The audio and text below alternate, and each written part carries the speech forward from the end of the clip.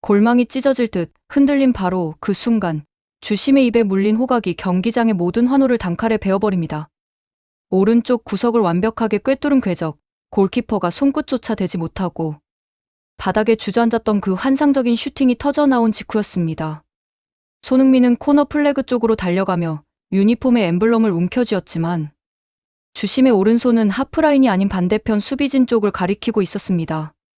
득점이 아니라 휘슬, 그리고 믿을 수 없는 공격자 파울 선언이었습니다. 수비수가 먼저 두 손으로 유니폼을 잡아채고 어깨를 짓누르며 들어왔던 명백한 반칙 상황이었는데 그 압박을 온몸으로 버텨내고 골을 터뜨린 주인공에게 돌아온 것은 득점. 취소와 함께 눈앞에 내밀어진 노란색 경고 카드였습니다. 어떻게 이런 판정이 이 무대에서 나올 수 있는 걸까요? 경기장 전체가 일순간 얼어붙었고 벤치에 있던 코칭 스태프들마저 머리를 감싸쥐며 터치라인으로 뛰어나왔습니다. 하지만 주심은 완고하게 자신의 귀를 가리키며 비디오 판독실의 신호조차 가볍게 묵살하는 듯한 태도로 일관했습니다. 지금 이 장면 하나가 왜 단순한 판정 논란을 넘어 이번 시즌 전체의 흐름을 뒤흔들 결정적 뇌관이 되었는지 그라운드 위의 공기부터 짚어봐야 합니다. 도대체 그라운드 위에서는 무슨 일이 벌어지고 있었던 걸까요? 이 장면이 터져나오기 전까지 경기는 이미 위험 수위를 한참 넘어서고 있었습니다. 샌디에이고의 수비진은 경기 시작 휘슬이 울린 순간부터 오직 한 사람. 손흥민의 발을 묶기 위해 축구가 아니라 격투기에 가까운 육탄전을 준비해 온 상태였습니다. 거친 태클이 발목을 향해 깊숙하게 들어와도 주심의 호각은 유독 관대하게 침묵했고 경기의 템포가 끊길 때마다 손흥민은 홀로 중심을 잡으며 팀의 공격을 이끌어야 했습니다. 선제 실점을 허용한 뒤 0대1로 끌려가던 답답한 흐름 속에서 팀 전체가 상대의 늪축구에 갇혀 질식해가던 바로 그 순간이었습니다. 전술이고 공간이고 모두 지워져 버린 최악의 조건에서 오직 개인의 번뜩이는 집중력과 압도적인 클래스 하나로 수비 2명을 달고 만들어낸 기적 같은 동점골이었습니다. 그렇기 때문에 이 골이 취소되는 순간 경기장의 온도는 순식간에 분노로 끓어오를 수밖에 없었던 겁니다. 상황을 조금 더 앞선 시간대로 돌려보겠습니다. 샌디에이고 원정길에 오르네레이 FC는 킥오프 휘슬이 울리자마자 예상보다 훨씬 더 빽빽하고 거친 상대의 두 줄 수비 블록에 부딪혔습니다. 샌디에이고는 홈팬들의 일방적인 응원을 등에 업고 미드필드 중앙 지역의 라인을 극단적으로 좁힌 채 손흥민에게 연결되는 모든 패스 루트를 차단하는 전술을 들고 나왔습니다. 공을 잡지 못하게 만드는 것이 첫 번째였고 만약 공을 잡는다면 몸싸움을 가장해 균형을 무너뜨리는 것이 그들의 노골적인 두 번째 계획이었습니다. 전반 초반부터 손흥민이 하프라인 부근으로 내려와 공을 받아주려 할 때마다 상대 센터백과 수비형, 미드필더는 거침없이 등 뒤에서 팔을 쓰며 거칠게 밀어붙였습니다. 일반적인 상황이라면 곧바로 주의나 구두 경고가 주어졌어야 할 장면들이었지만 이날 주심은 경기 초반의 과열을 방치하는 치명적인 실수를 범하고 있었습니다. 경기의 균형추가 흔들리기 시작한 것은 전반 중반이었습니다. 상대의 거친 압박에 중원에서의 빌드업이 매끄럽게 돌아가지 못하자 LAFC의 좌우 풀백들은 무리하게 전진 배치를 시도했습니다. 하지만 이것이 오히려 샌디에이고가 노리던 역습의 먹잇감이 되고 말았습니다. 중원에서 샌디에이고의 거친 커팅이 들어갔고 파울성 접촉이었음에도 경기는 그대로 진행되었습니다. 순식간에 열린 측면 뒷공간으로 샌디에이고의 윙어가 치고 들어갔고 낮고 빠르게 깔아 찬 크로스가 문전혼전 상황을 거쳐 골문 안으로 빨려 들어갔습니다. 스코어 0대1, 원정팀 LAFC에게는 너무나도 뼈아픈 일격이었고 경기장의 분위기는 완전히 홈팀 쪽으로 넘어가기 시작했습니다. 실점 이후 샌디에이고의 템백은 더욱 견고해졌습니다. 한 골을 지키기 위해 페널티 박스 안쪽에만 6명 이상의 수비 숫자를 두고 사실상 공격을 포기한 채 시간 끌기와 육탄 방어로 일관하는 전형적인 거러 잠극이었습니다. 이런 상황에서 공격수가 할 수 있는 선택지는 극히 제한적입니다. 박스 안으로 공이 투입되더라도 수비수 서너 명이 순식간에 에워싸며 슈팅 각도를 지워버렸고 측면에서 올라오는 크로스는 번번이 상대의 장신 수비진 머리에 걸려 튕겨나왔습니다. 답답한 흐름 속에서 손흥민은 직접 해결책을 찾기 위해 움직임의 폭을 넓히기 시작했습니다.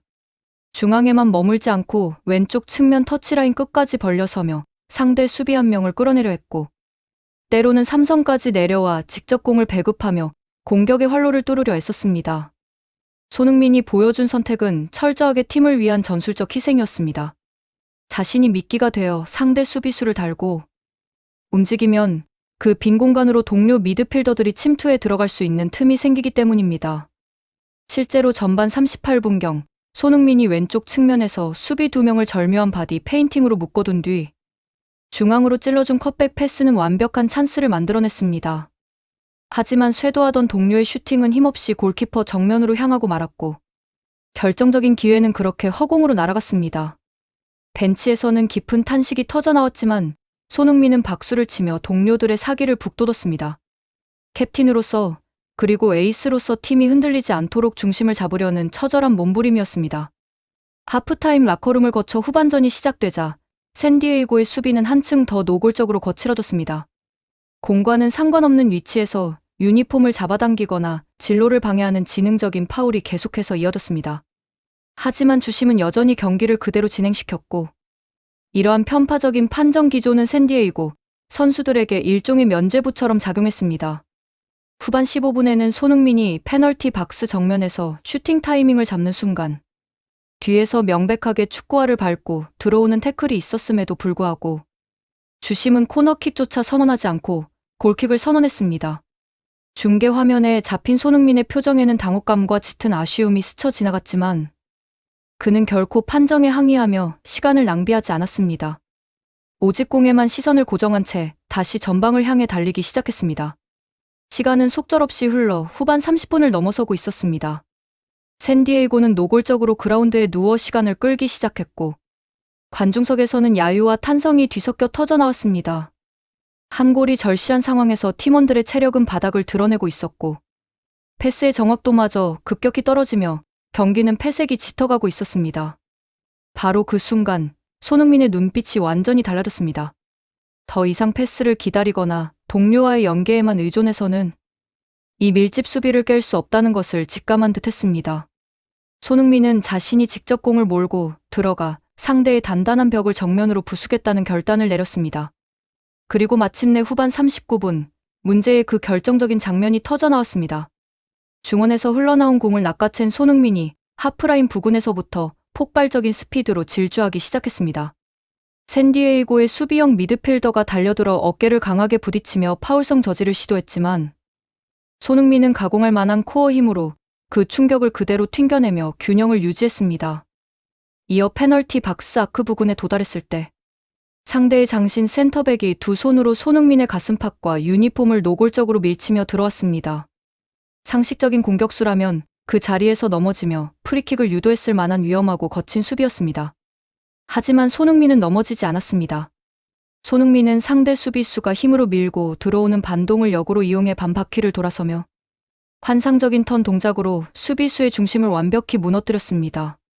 수비수는 손흥민을 놓치지 않으려 발을 뻗다가 자기 발에 걸려 넘어졌고 그 찰나의 틈새로 손흥민의 오른발이 번개처럼 돌아갔습니다. 발등에 얹힌 공은 아름다운 포물선을 그리며 반대편 골문 상단 구석에 완벽하게 꽂혔습니다. 골키퍼가 다이빙을 떴지만 물리적으로 닿을 수 없는 완벽한 사각지대. 그야말로 클래스가 무엇인지를 증명하는 경이로운 원더골이었습니다. 경기장은 순식간에 폭발적인 함성으로 뒤덮였습니다. 동료들은 손흥민을 향해 달려왔고 원정 응원석은 열광의 도가니로 변했습니다. 그러나 그 기쁨은 채 3초를 가지 못했습니다. 주심이 다급하게 휘슬을 연속으로 불며 골문 쪽으로 달려왔기 때문입니다. 주심의 손끝은 득점을 가리키는 센터 서클이 아니라 방금 전 손흥민과 몸싸움을 벌이다 넘어진 샌디에이고 수비수를 향하고 있었습니다. 손흥민이 슈팅 이전 동작에서 수비수를 손으로 밀쳐 넘어뜨렸다는 황당무계한 판정이었습니다. 더욱 기가 막힌 것은 그 다음 행동이었습니다. 손흥민이 두 손을 펼쳐 보이며 정당한 몸싸움이었고 오히려 상대가 먼저 자다끌었다고 침착하게 설명하려 다가서자 주심은 뒷주머니에서 가차 없이 옐로카드를 꺼내 들었습니다. 과도한 항의도 거친 행동도 없었습니다. 오직 수비수의 거친 파울을 이겨내고 골을 넣었다는 이유 하나만으로 득점은 흔적도 없이 지워졌고 에이스의 가슴에는 불합리한 경고 딱지가 붙어버렸습니다.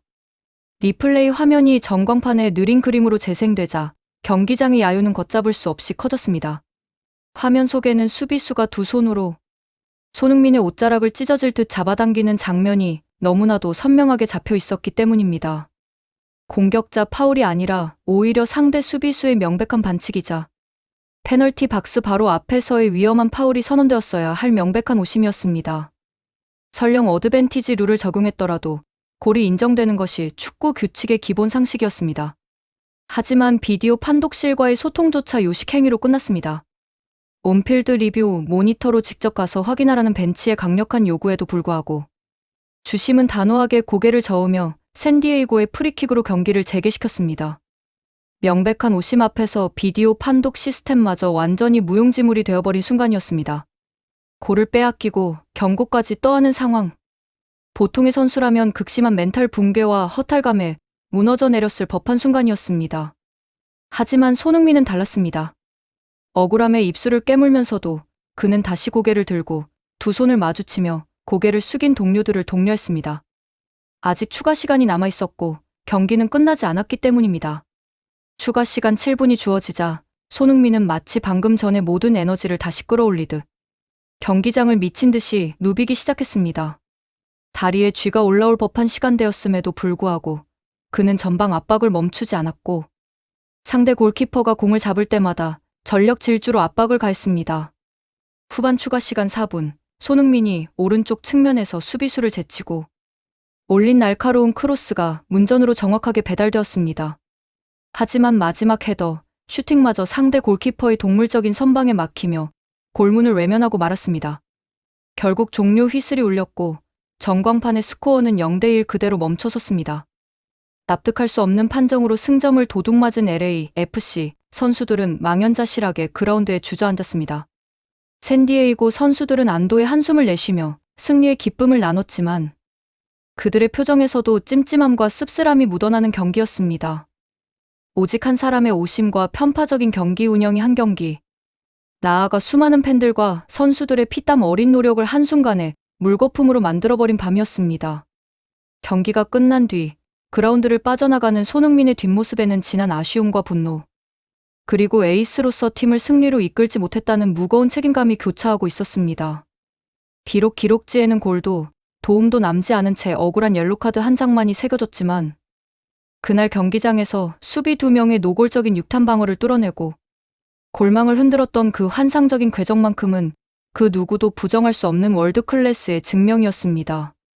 불합리한 판정에 덫에 걸려 멈춰섰지만 손흥민이 보여준 투혼과 압도적인 클래스는 왜? 그가 이 무대에서도 가장 두려운 존재인지를 다시 한번 뼈저리게 각인시켜 주었습니다. 차갑게 식어가는 경기장 조명 아래 손흥민의 단단한 눈빛은 이미 억울한 패배를 넘어 다음 승리를 정조준하고 있었습니다.